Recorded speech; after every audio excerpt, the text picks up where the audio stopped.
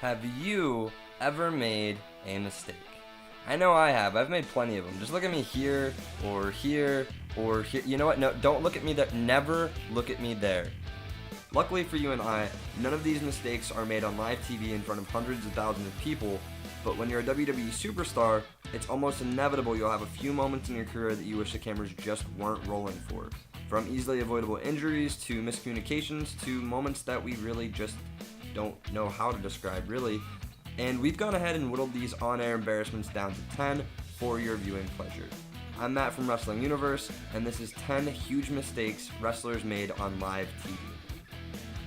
Number 10, botch mode.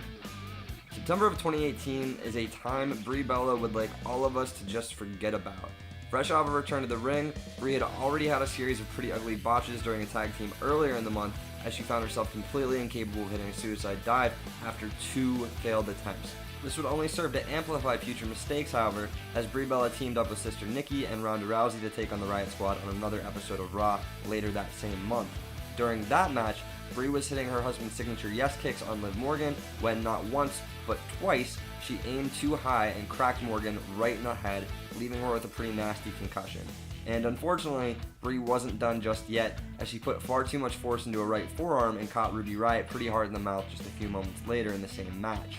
Liv Morgan ended up being fine once the match was over, but Brie's sloppy ring work has left a lasting impression, with the term botch mode being used frequently by some fans to refer to Bella's in-ring skills, or lack thereof.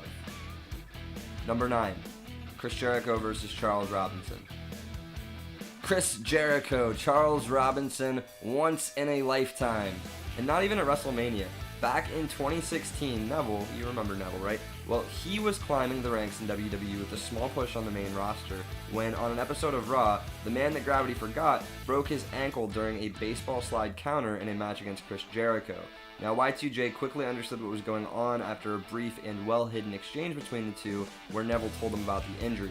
One person who was completely out of the loop, though, was referee Charles Robinson. When the quick veteran Jericho went to roll Neville up so they could finish the match early, Robinson had no idea what was going on and knew that the match wasn't supposed to end so quickly, so he called a kick out after 2. Jericho was irate and got up and started angrily yelling at the longtime referee. Robinson, still in the dark, was mad about how hard Jericho shoved him and got in Jericho's face and started yelling right back.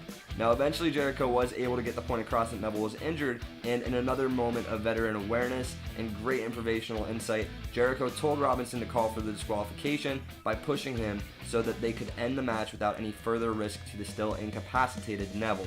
Referee Charles Robinson has since been on talk as Jericho to hash the whole thing out with Chris, as the two are longtime friends and there was no legitimate heat between them once everything was said and done. Number 8. Randy Orton gets too excited. Randy Orton is without a doubt one of the most trusted wrestlers in the business, and he's proven himself very safe to work with and is now a 15-year veteran of the company.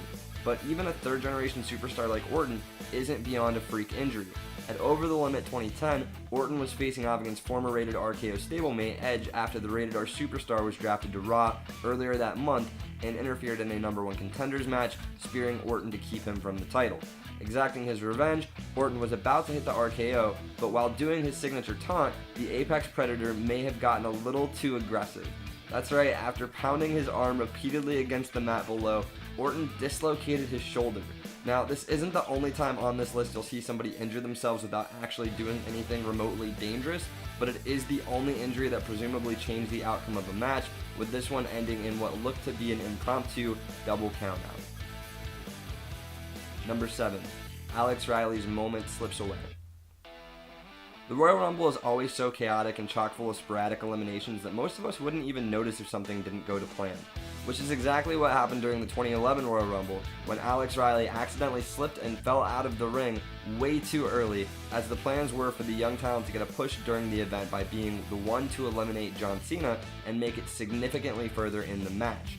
You can imagine the chaos this caused backstage, as the Rumble was plotted out very specifically in terms of big spots and eliminations. Eventually, Plan B was later executed as The Miz, who was on commentary to scout his WrestleMania opponent, came away from the announce booth to eliminate Cena after being distracted by Alex Riley.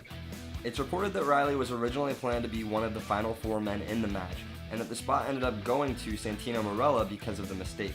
And we know that Alex Riley's devaluation on the main roster has never been said to be related to this incident specifically, but it certainly couldn't have helped anything. Number 6. Undertaker's hellish entrance.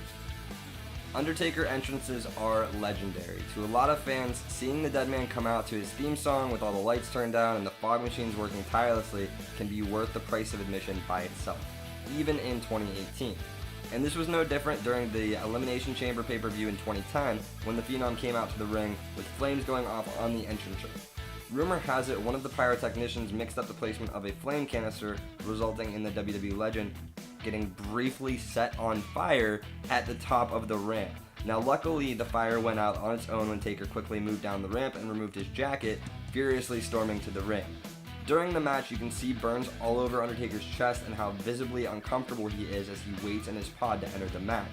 But, always the consummate professional, Taker went on and finished the match as planned, going on until the closing moments when Shawn Michaels came up from one of the greats in the structure, interfering to stop Undertaker from winning and setting up the classic WrestleMania 26 match.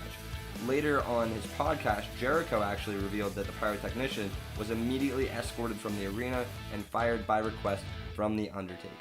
So who got burned worse? Number 5. Papa Shango misses his cue. Papa Shango. Now, you may remember him a little bit better as the Godfather during the Attitude Era, but believe it or not, Vince McMahon once had main event aspirations for the Voodoo Priest character originally played by Charles Wright, booking him to interfere in the WrestleMania 8 main event between Hulk Hogan and Sid Justice. That's not exactly what went down, however, as Papa Shango blew his big moment and came out much later than planned, which resulted in Sid having to improvise and kick out of Hogan's leg drop, something that was extremely uncommon at the time. Needless to say, things after the mishap did not go well for Shango, and it would take him roughly 5 years and 2 new gimmicks to finally make his impact on wrestling in an arguably much better way as the Godfather. For someone whose poor timing messed up the ending to the biggest pay-per-view of 1992, things actually panned out pretty well for Charles Wright. Number 4. That Joey Mercury incident. In 2006, Joey Mercury and Johnny Nitro, aka John Morrison, were among the most heavily featured tag teams on the roster. And at that year's Armageddon, the pair were pitted against 3 other tag teams in a 4-team ladder match for the WWE Tag Team Championships. Their opponents, Paul London and Brian Kendrick, William Regal and Dave Taylor, and the Hardy Boys. Of course, being known for their unique caution-to-the-wind relationship with ladders, the Hardys had several big spots in the match, including one which would change the face of, well, Joey Mercury, unfortunately. With one ladder open sideways on the ground and another leaned flat over top of it, Jeff positioned the 2 M&M teammates with their faces toward the part of the ladder that was on the ground, while brother Matt went up to the top to dive on the other end, causing the ladder to fly up and hit Mercury and Nitro in their faces. Mercury, however, kept his head down far too long, and what followed is among the most hard-to-watch injuries we've ever seen on WWE TV, as Matt Hardy would describe the bloody injury. It was like someone went to a sink and turned the faucet on. It was gruesome. That is a vivid and disgusting description. If you haven't seen it, don't watch it. Just do yourself a favor. It is nasty. Not one for the faint of heart. Number 3. Titus O'Neil in Saudi Arabia. Titus O'Neil seems like a stand-up guy who always manages to get wrestling fans talking for all the wrong reasons. Whether it was getting suspended for 60 days after playfully grabbing Vince McMahon following Daniel Bryan's emotional retirement speech, or kissing his son on the mouth during Money in the Bank 2016, no judgment, it feels like Titus always finds himself on a list of the goofiest things happening in wrestling. This entry is no different, as we recall the greatest Royal Rumble and how Titus O'Neil infamously tripped and fell face first on his way to the ring, sliding right underneath the ring apron. I laughed, you laughed, everyone in Saudi Arabia laughed. Even the WWE announce team couldn't stop themselves from belting out in laughter for a solid 15 seconds after it happened. As they should have, it was absolutely hilarious. Hats off to Titus O'Neil. Number 2, the 2005 Royal Rumble. Now, we've seen Royal Rumble in the past where 2 competitors' feet hit the ground at the same time, but the Royal Rumble in 2005 that ended with John Cena and Batista is quite a different story, as it wasn't actually planned to happen that way. The finish was actually supposed to see the Animal pick up the clean victory and be declared the sole winner of the Royal Rumble, but as he was going for the Batista bomb, Cena attempted a counter, which ended up launching both men to the floor at the exact same time. What followed in the now infamous finish is something that has to be seen to be believed. Seriously, stop watching this video and go find that ending. I will wait for you. Are you done? Good. Now that you've watched it, there's no need for me to tell you how Vince McMahon stormed out to the ring to fix the finish and set things straight, and that he somehow miraculously tore both quads while getting in the ring, proceeding to announce that the two men would get back into the ring to decide a sole winner, all while sitting on the ground. See, I don't need to say that because you already saw it. Batista did go on to pick up the victory properly, but that night will live on in our memories as one of the biggest Royal Rumble botches of all time. Number 1, the career-ending buckle bomb. This one's a little hard to relive. Sting was in the midst of a run we never thought we'd get to see. Well beyond his prime and clearly within the last few years of his career, the man called Sting had finally come to the WWE, which, by the way, made for literally some of the coolest promos I've ever seen. Seriously, who remembers that crazy vignette with the orchestra playing only to stop and all face the camera to reveal they were all wearing Sting makeup? That stuff was legendary. But anyway, Sting was there to take on the Authority, even facing off against Triple H in a match at WrestleMania 31 that brought us a DX NWO face-off. A few months later at Night of Champions, Sting was pitted against Seth Rollins for the WWE World Heavyweight Championship in his first ever main event match in WWE. During that match, Seth Rollins went for one of his signature moves, a powerbomb into the turnbuckle, and Sting unfortunately forgot to tuck his chin, which meant his neck was completely unprotected during the move. Now, it is important to note that Sting also did suffer concussion during this match in one of the announce table spots. He actually hit his head on one of the TV monitors, so that could be why he forgot to tuck his chin, as he just wasn't in the right frame of mind. However, this move has been acknowledged as being the last nail in the coffin that led to an earlier than intended retirement for the now WWE Hall of Famer, as Sting announced that the diagnosis of spinal stenosis caused him to stop wrestling permanently a little bit before planned. Now, Sting just recently opened up about what those plans were, and it said that he was planning on facing The Undertaker at that year's WrestleMania if it weren't for the injury. Oh, what could have been. Alright guys, that is it for our list today. Let us know down in the comment section what you might have changed about this list, what you thought about some of these mistakes, or what you might add to it. We always love to hear your perspective.